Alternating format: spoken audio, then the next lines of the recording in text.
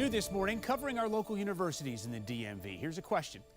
Are in-state schools being fair to in-state kids? That's a question that a lot of parents are asking this time of year. See, the early application deadline just passed on November 1st for schools like UVA in Virginia and the University of Maryland. So now there will be months of nail biting before schools send out their final decisions. I want to give you some perspective this morning and show you tuition and fees for both of those universities, for both in-state and out-of-state students. So at Maryland, in-state students just over $12,000. Out-of-state students approaching $42,000. University of Virginia, a little more pricey, just over $16,000 for in-state, approaching $55,000 for out-of-state students. All right, so listen, I live in Maryland, in Montgomery County, and I hear grumblings from some of my neighbors who say things like this. Well, my kid had straight A's and didn't get into Maryland.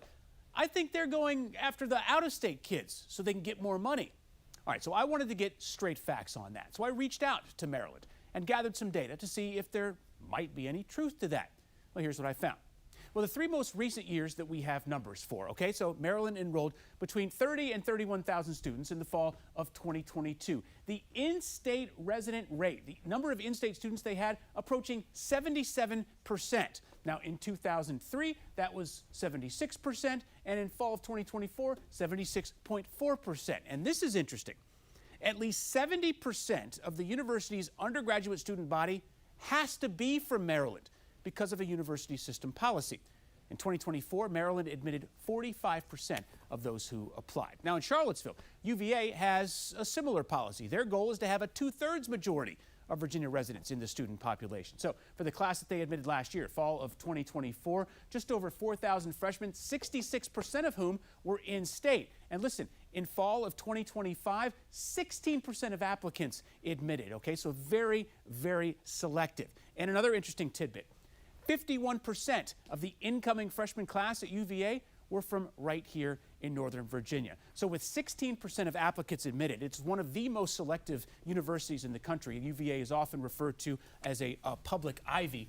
Great school to have on your resume for when you're looking for a job, especially with this economy right now. So talking about grades and how they factor into admissions decisions, right? So all school districts aren't created equal. We did a story a couple months ago about Montgomery County and how they changed their grading policy that made it a little more strict. So I was curious to know, all right, so will that now factor in at the University of Maryland admissions? Do they take that into consideration? Still working for a very specific answer to that question, but we are working another story to get an interview with the College of Education to talk about how the school district in Harris County, Texas, where Houston is, how that's different from the school district in Montgomery County, Maryland, and how you have to weigh these things unequally. It's not apples to apples with these different school districts. Seems to me, though, you would take a look at, Harris County, Texas, and put them against all of the out-of-state students.